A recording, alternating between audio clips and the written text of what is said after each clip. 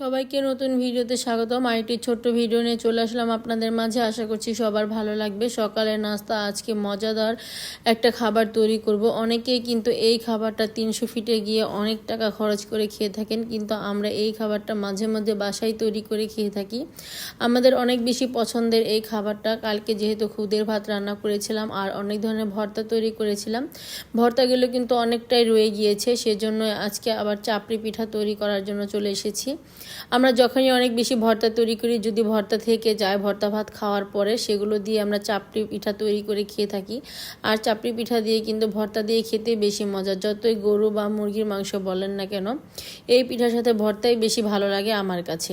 অন্যান্য কার কাছে কি লাগে আমি জানি না, আমার কাছে ভর্তা দিয়ে খেতে অনেক বেশি মজা লাগে। এখানে আমি রাতের বেলা আতপ চাল, ডাল আর খুদ ভিজিয়ে রেখেছিলাম। এখানে ডালও দিয়েছি, যে মটর ডালগুলো থাকে সেই ডাল দিয়ে সুন্দর করে আমি একটা ব্লেন্ড করে একটা পেস্ট তৈরি করে নিয়েছি। আর এখানে পেঁয়াজ, কাঁচামরিচ, হলুদের গুঁড়া, মরিচের গুঁড়া, ধনিয়ার গুঁড়া, আদা রসুনের পেস্ট, স্বাদ অনুযায়ী লবণ সব কিছু দিয়ে ভালো করে মিশিয়ে নিয়েছি। এখন আমি চাপড়িটা তৈরি করছি। প্রথম চাপড়িটা একটু বড় হলো না, ছোটই হলো আর একটু মোটা হয়েছিল। পরের বার অবশ্য ঠিক হয়ে যাবে, প্রথম প্রথম এমনই হয়ে থাকে। আর এই চাপড়ি পিঠাগুলো একবারে মোচমোচে করে ভেজে তুলবো, তাহলে খেতে অনেক বেশি ভালো লাগবে।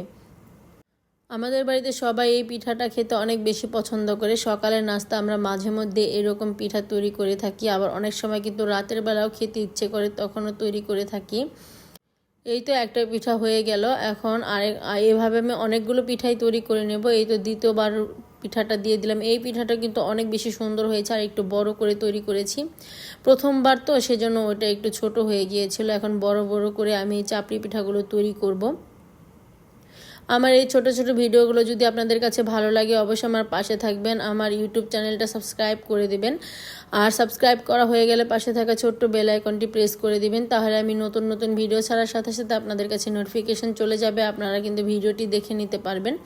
এই তো এখানে অনেকগুলো পিঠা তৈরি করা হয়ে গিয়েছে। এখন সবাই মিলে নাস্তা করে নেব। এই পিঠাগুলো কিন্তু গরম গরম খেতে ভালো লাগে, সেজন্য সাথে সাথে সবাই মিলে বসে পড়েছি নাস্তা খাওয়ার জন্য। আর আমি কালকের যে ভর্তাগুলো ছিল সেই ভর্তাগুলো নিয়েছি, এখন মোচমোচে চাপড়ি পিঠাটা খেয়ে নিচ্ছি। এই পিঠাটা খেতে কিন্তু অনেক মজাদার হয়। অনেকে কিন্তু অনেক টাকা খরচ করে কিন্তু 300 ফিট গিয়ে এই পিঠাগুলো খেয়ে থাকেন, আর আমরা আজকে বাসায় তৈরি করে খেয়ে ফেললাম।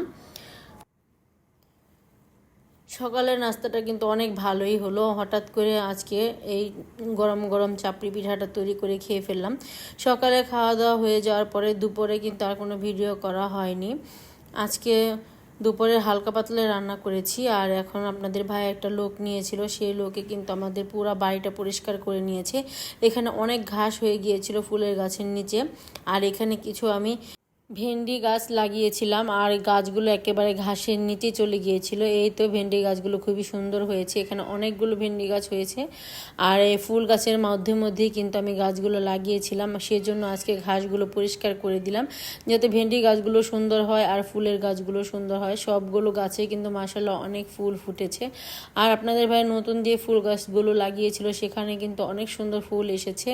এই তো এই ফুলগুলোতে কিন্তু অনেক সুন্দর ঘ্রাণ আসে আর দেখতে অনেক বেশি সুন্দর লাগে। আর আরেকটা ফুল গাছ লাগিয়েছে লতার মতো, এই গাছটা আমি নাম জানি না, কিন্তু ফুলগুলো কলি এসেছে খুবই সুন্দর সুন্দর খয়েরি কালার কলি, দেখতে খুব ভালো লাগছিল। এগুলো কিছুদিনের মধ্যে কিন্তু সুন্দর করে ফুটে যাবে, কয়েকদিনের মধ্যেই ফুটে যাবে।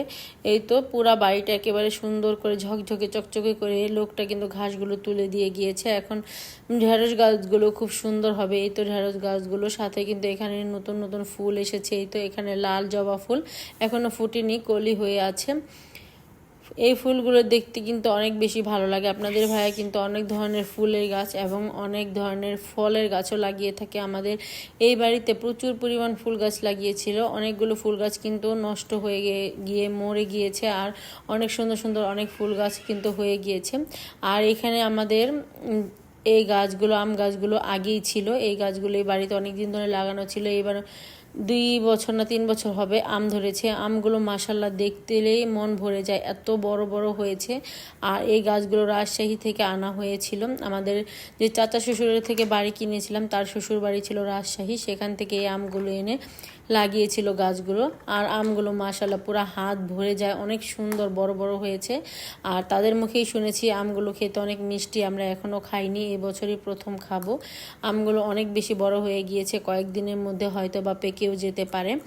এই আমগুলো বিভিন্ন জাতের আম হয়েছে, এখানে বিভিন্ন ধরনের আম গাছ হয়েছে এই বাড়িতে। আর এখানে আপনাদের ভাই একটা মালটা গাছ লাগিয়েছে, মালটা গাছে কিন্তু সুন্দর মালটা সহই লাগিয়েছে, গাছটা হয়ে গিয়েছে। কিছুদিন পর মালটাগুলো হয়তো বা বড় হবে, আর খেয়ে দেখবো মালটাগুলো মিষ্টি নাকি টক। এই তো এখানেও আরেকটা আম গাছ, এই গাছের আমগুলো একটু ছোট ওই আমের তুলনায়, কিন্তু এমনিতে বড় বড়ই। ওই আমগুলো যেমন বেশি বড়, এগুলি একটু কম বড়, কিন্তু খেতে অনেক নাকি মিষ্টি। যারা আগে ছিল এই বাড়িতে তারাই বলেছে।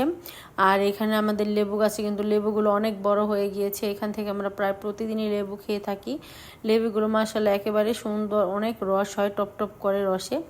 কাজগিয়ে লেবু বলে এগুলো, লেবুগুলো খেতে অনেক মজা। আজকে এ পর্যন্তই, আল্লাহ হাফেজ।